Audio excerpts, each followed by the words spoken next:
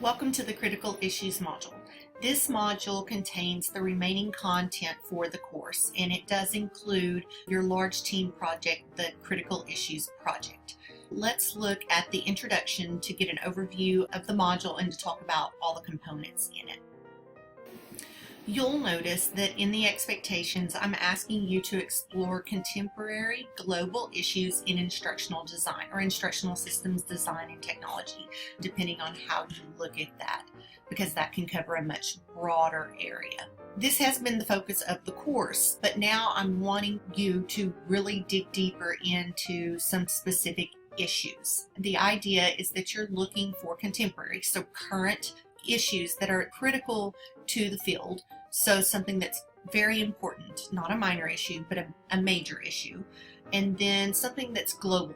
And in the sense, when I say global, in this case, I mean something that affects various sectors. And it doesn't have to affect every sector as significantly as others, but something that no matter what field you're in, it is something that you might need to consider as an instructional technologist. You will be exploring an issue in much more depth than you have other issues so far.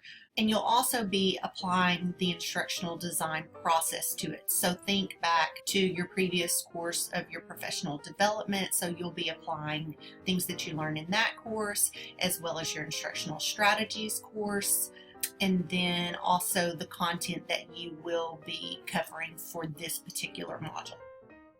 Speaking of that, you have some assigned readings. You'll notice that there are some new readings in your Reisner and Dempsey textbook, and then there are also some chapters that I suggest that you revisit. These chapters were covered in your previous coursework. I want you to revisit those topics and think about those as they apply to this particular module, because you'll need to be taking some of that into consideration as you complete this project. There are instructions on how you're going to interact with the module, including where to find your assigned teams, and then referencing the virtual office if you have questions. And I kind of figured there will probably be quite a few questions related to this module, and that's expected, because if you're not familiar with project-based learning or you have not been involved in project-based learning, this will be something that's relatively new to you. It is structured, but there are a lot of open-ended pieces that you will have the opportunity to make decisions about how you want to apply content that you've learned, and that may prompt a few questions, and that's expected. Let's go and look at this project that I'm talking about in those instructions first. The goal of this project is for your team to construct a digital summit that addresses a contemporary global critical issue influencing the future of education and learning for a setting of your choice. Now, what does that mean?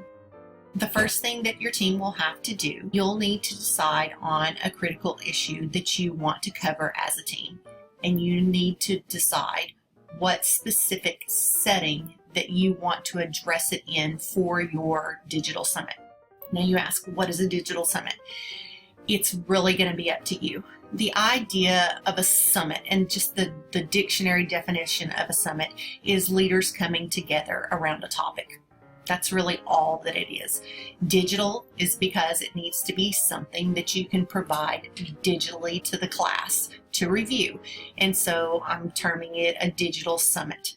It can look a lot of different ways. Probably the first thing that comes to mind is a website with the content that needs to be included in this project, but that's only one way, and that's just the way that I envision it, but that doesn't mean that it's the only way to do it. So I think this is going to take some discussion with your team and possibly some discussion with me about whether your ideas fit with the expectations of the project.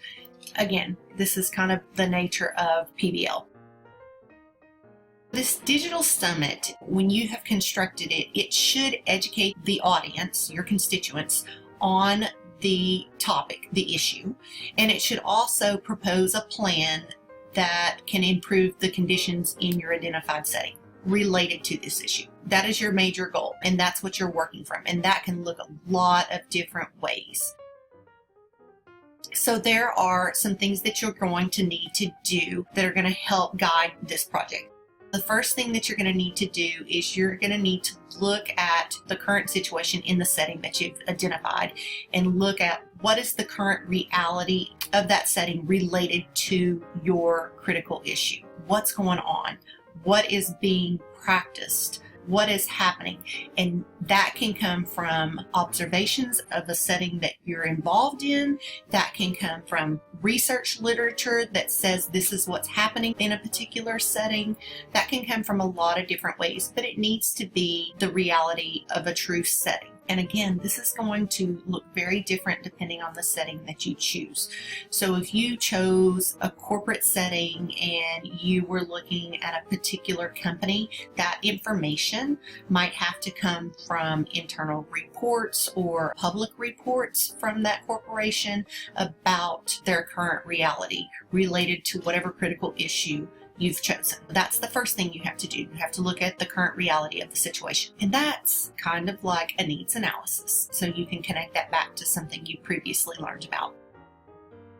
The next thing that you'll need to do is take that information in some way in your digital summit, present that information to your audience and tell them about what is the current reality of the situation related to your critical issue that you've identified, and then how can you make it better? So what's your vision for where things should be and what can be done to make things better? So you're also going to need to educate your audience on your critical issue and the importance of it.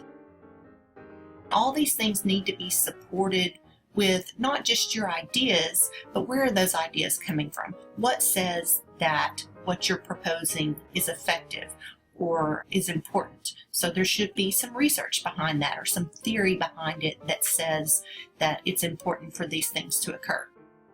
You're going to recommend some specific interventions for moving your current setting from their current reality related to your critical issue to this ideal future place related to that current reality. Then you're going to pick one particular piece of those recommended interventions. So those recommended interventions are just ideas of how you could improve things. And you're going to take one of those, so you should have multiple, and then detail it out more into a proposed training or course.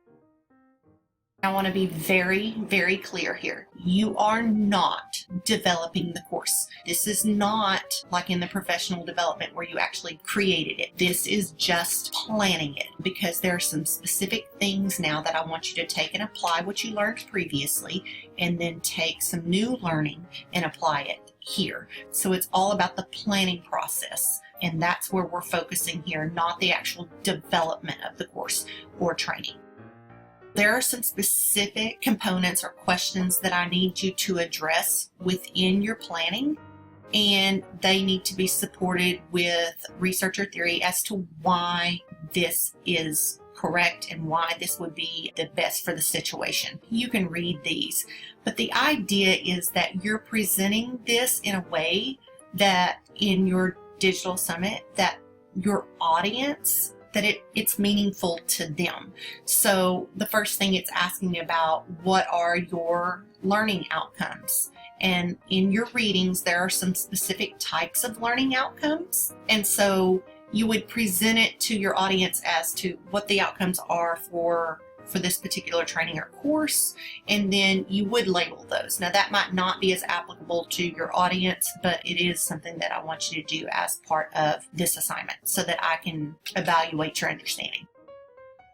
And then I've asked you, what medium will you utilize to deliver the training or course? So again, this is planning and you explaining to your audience, how are you going to deliver this training or course? And being specific about why would you do it this way and why is that going to be effective? And the same thing for each one of these. You'll go into thinking about your audience and explaining it to them and telling them why it's the best choice for this situation. And again, supporting it with research or theory. to recap the project goal, because I see this as a very large project that spans the rest of the course. So I want to be very clear that your goal is that you're creating this digital summit, and that can look like whatever you want it to look like. But the point is that you're delivering this information to a specified audience that you've selected that is going to tell them about the importance of this critical issue that you've identified in their particular setting. You tell them their current reality of what's going on related to the issue, and how you think you can improve upon that, and what the specific interventions are that you would use to get them from their current reality to their future ideal. Then taking one of those interventions and actually breaking it out into a course or training and just planning that around the specific questions that are prompting you, not actually developing the course or training. Okay, so that is your big general guiding statement, and the way that it ends up looking is, again, very much up to the team. You'll notice that there are 3 options. Once you make contact with your team, you'll have to create a team contract. And again, there are additional instructions on how to do that and what needs to go in that. But the main thing that needs to go in that is your options for grading. And those are detailed out here. And you have to decide this as a team. What are you going to agree on? And option number 1 is that you will have equal distribution. In other words, everyone gets the same grade. Option 2 is that you have distribution based on contribution. And so at the end of the project, all teams will have an opportunity to report how they feel their teammates contributed to the project, and then I'll average those and you'll get that grade. And then option 3 is a 50-50. So 50% of your grade is everybody gets the same, and then the other half would be based on contribution depending on what your teammates said. There's pluses and minuses to all of them, I feel like, but it's going to be up to your team to decide how y'all want to be graded on that. And part of the contract is that in addition to deciding how you're going to be graded, but laying out ground rules, and that if there are issues, how to address those issues, and that if someone isn't pulling their weight, that they can be dismissed from the group, or what I call fired from the group. And so I've given specific information about that, and once you have a chance to read through that, if you have questions about that, we can talk about that. And there is a reflection. You will complete an individual reflection about halfway through the project to give me a gauge on where you are and how you're doing individually and how things are going in the team. And then at the very end, you will have what's called the team contribution assessment and project evaluation.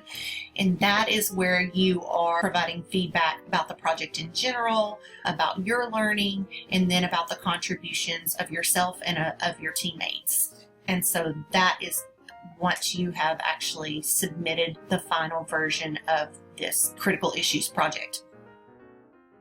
Here's where you'll find that individual reflection form and that team contribution assessment and project evaluation form. They are Google Forms, and you will get this screen that tells you that it has been received. I want to point out, give your project management helpful hints. This is where you'll find a sample team contract and then suggestions on what I've seen be helpful for working in teams. There's some examples of sample roles, but here is a sample team contract. And you'll notice that it's important you tell me what you promised to do, because if there is an issue, I will say, are you honoring your team contract? Go back to your team contract. Was that something that you agreed on as being important? Are you following what you said you would do in your team contract? Have you brought that issue to their attention and had a discussion about it? Have you copied me on those discussions so that I know that there is an issue going on? Those sorts of things. So that should be laid out in your team contract. This is why I give you a few days to talk about it and not just sign a piece of paper, but to actually make a decision about what's important to your team and how you're going to interact and act. And then your grading option. That's an important piece. I need to know what your choice is. These are suggestions for overcoming common obstacles. I've been using project-based learning for quite a few years, and actually my dissertation research is on teaming. And so I've seen quite a few common threads occur when working together. And so these are some things that I've noticed and some ways that can possibly help you overcome those. Once your team has created that team contract, one member of your team will submit it through the team contract submission. It's just attaching a file is all it is.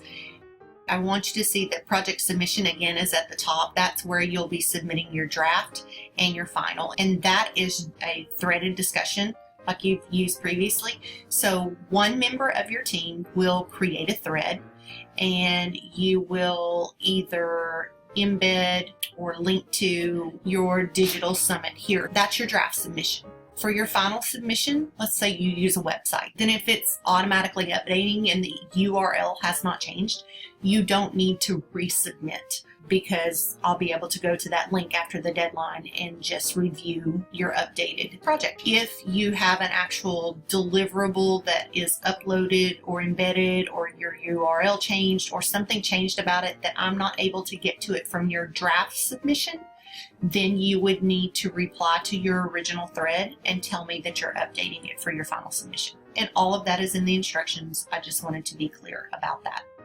Okay, so that is a lot of information. So I'm sure there will be questions. Again, I expect that. Once you've had an opportunity to review the instructions, if you have some questions, please post those in the course virtual office, or you can set up a time to meet with me and we can talk about it. When your teams have gotten together and had a chance to talk about it and you identify additional questions, we can talk about those, and if we see a need for a synchronous session, then we can also plan that. So look through that and let me know what questions you have. Thanks for hanging in here till the end.